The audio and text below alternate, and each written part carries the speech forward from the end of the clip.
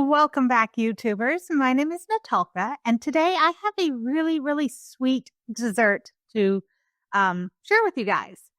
So it is perfect for summer barbecues. It's a little bit technical, so it's going to be a little bit more on, let's say, the medium difficulty side of things. But I think it should be fairly easy to do. Actually, two things you need are a kitchen torch and a digital thermometer today. Okay. So with those, today I'm going to show you guys how to make these like amazing fudgy s'more bars. So that sounds amazing. I think most of it is going to be super simple. It's just making your own marshmallow topping. That's going to take a little bit of patience. So let's get to it and make these super delicious, super sweet, fudgy s'more bars.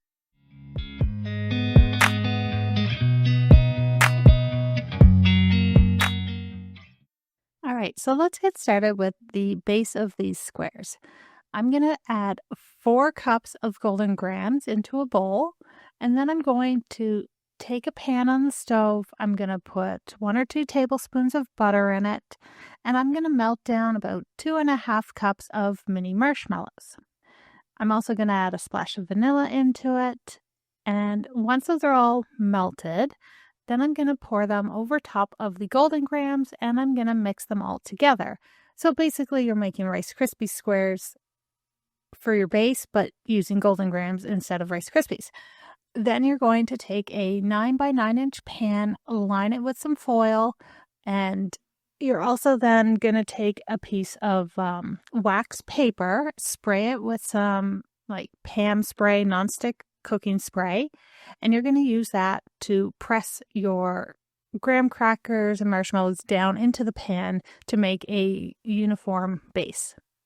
Then you're just going to set this aside and make everything else. The next part we're going to make is the fudge filling.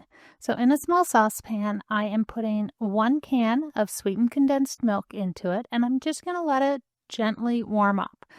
And not bring it to a simmer or boil, just gently warm it up enough that I can still touch it. And then I'm going to pour 1 entire package of semi-sweet chocolate chips into it and mix it and keep mixing it.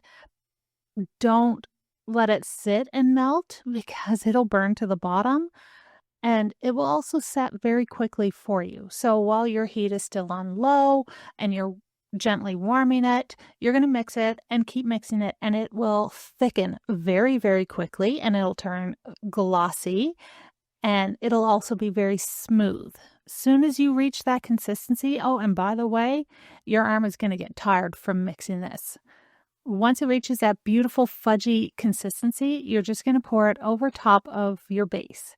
It thickens really fast. Like I would say under 2 minutes to make this fudgy center.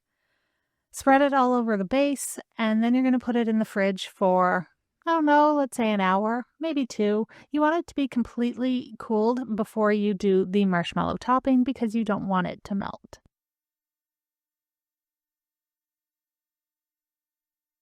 All right, so to make the marshmallow fluff part of our squares, you need 2 large egg whites in your mixing bowl and a 1/4 teaspoon of cream of tartar. And this part of it, you could probably half this whole part of the recipe because it does make a lot. But for now, I'm doing the whole thing. And I will show you how thick it is on the bars when I'm done. So whisk your 2 eggs and your cream of tartar together until they double in size. They will turn really foamy, fluffy, and kind of have soft peaks to them. Remember to stop your mixer and scrape down the sides of your bowl just to make sure it's mixing properly. Okay, so keep mixing it until it's fluffy and has soft peaks. And once it reaches that texture, then you're just going to stop it and go make the syrup that we need to pour into it. All right, so now in a small pot on the stove over a low to medium heat, you're going to add a 1/2 cup of light corn syrup, a 1/4 cup of water, 3 quarter cups of sugar and a quarter teaspoon of salt. And you're going to mix that all together, whisk it all together, and keep it on that low to medium heat and slowly bring it up to a simmer and keep letting it simmer until it comes to kind of a rolling boil. And this is the part that is on the more technical side and the side that needs to be a little bit more exact that I had mentioned in the beginning of the video. So you have to boil this sugar syrup until it reaches a temperature of 240 degrees Fahrenheit. This is the part that you need to be exact. If it is under 240 degrees Fahrenheit, your marshmallow fluff is not going to set properly and it'll be a little too runny. If it's over 240 degrees Fahrenheit, then your marshmallow fluff isn't going to stay fluffy and soft. It's going to turn much harder, more of a hard candy type. You want that in between consistency. All right, once it reaches 240 degrees Fahrenheit, pour it into a heat-resistant measuring cup, something that is going to be easy to pour from. All right, so back to your egg whites. You're going to turn your mixer on to a low speed. And while it is mixing, you're going to take your hot sugar syrup and you're going to pour it into your egg whites. But you're going to pour it in really slowly and you're going to try to maintain a consistent stream of syrup being poured in. And what this is doing is it is tempering your egg whites, making them safe to eat. And it's heating them up, essentially, is what they're doing. It's heating them up and cooking them without actually cooking them. All right, so pour your sugar syrup in really slowly, as consistently as you possibly can. As you're pouring it in, or when you are done pouring it in, you're going to turn your speed up a little bit on your mixer to let it really whip into shape. And you're also going to add roughly a half to 1 teaspoon of clear vanilla. Now, I'm using clear vanilla because, for one, it's going to keep my marshmallow fluff white, super white, where if I use regular vanilla, it's going to give it a little hint of color because it's not clear. So I'm using clear vanilla, but you don't have to. You could use regular vanilla. That's totally fine too. Mix it. Pour your vanilla in and then keep mixing it on a high speed until the texture completely changes. It'll turn sticky and really fluffy. It'll get really glossy and beautiful, and it'll look like you just opened up a brand new jar of marshmallow fluff. All right, so with your base now cold, your fudge is set, you're going to take your marshmallow fluff and you're just going to put it on top. Now, I had said this made a lot of marshmallow fluff, and it's going to be really, really thick on these 9 by 9 inch squares. So I'm going to put it all on. I wasn't going to, as you'll see as I'm doing this, I left some in the bowl, but then I changed my mind and went back and put it all on anyway. And all you're going to do is spread it on top of the fudge layer, make it look however you want. I just kind of ran my spatula back and forth and made it kind of like ripply, and that was it. Then it's going to go into the fridge. It's going to set for probably an hour or so.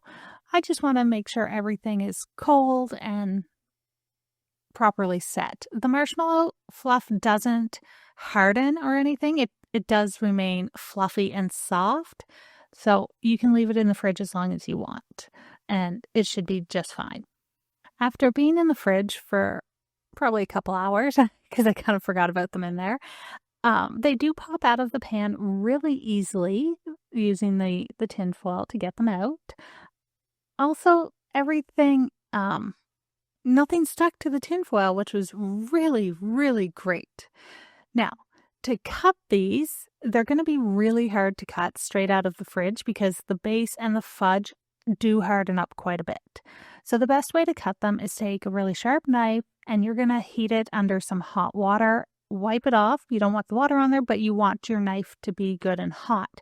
and it should slice right through them fairly easily. At least through the marshmallow fluff and the fudge it will. The graham cracker base or the golden graham base, you're going to have to put a little bit of effort into cutting that. All right, so take your really, really hot knife and cut your squares into squares. This is your next technical part of this recipe, is using your kitchen torch. Now, please be very, very careful when using a kitchen torch so that you don't burn anything else but what you intend to burn. So I turn my kitchen torch on and I just lightly toast the top of the marshmallows so that they look like they've been toasted, like you roasted them over an open fire. Technically, you are roasting them over an open flame.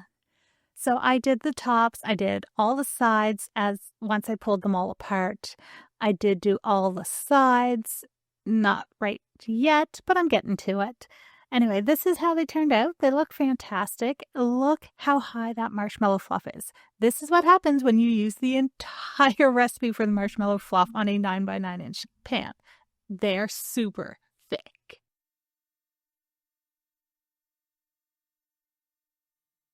All right, you guys, these look like they turned out so perfect.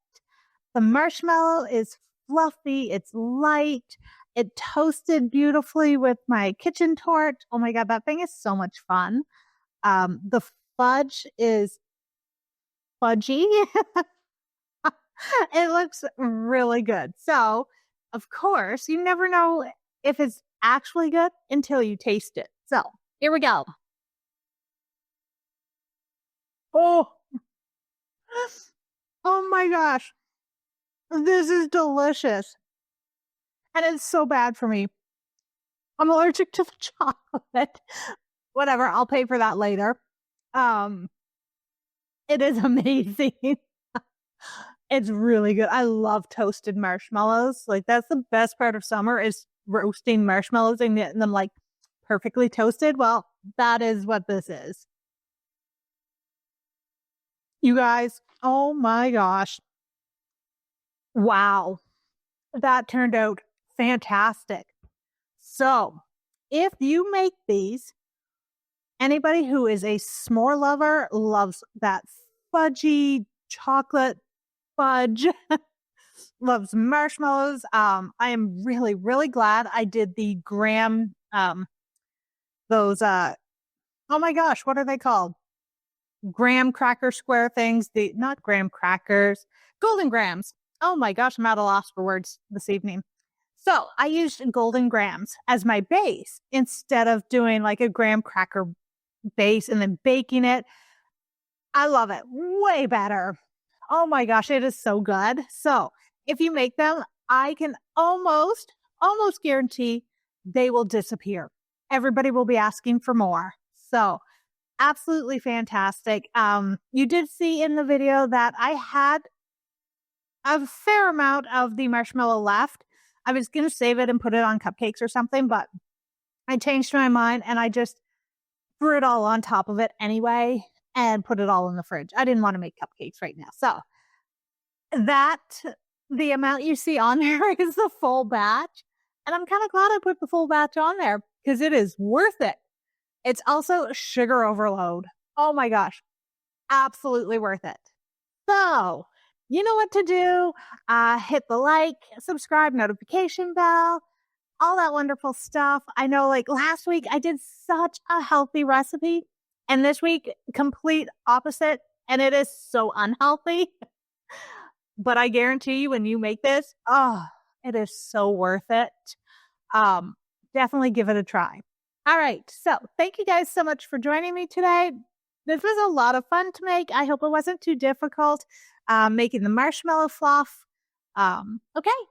I will see you guys all next week for, I have no idea, my next recipe. All right. Thank you. I'll see you guys next week.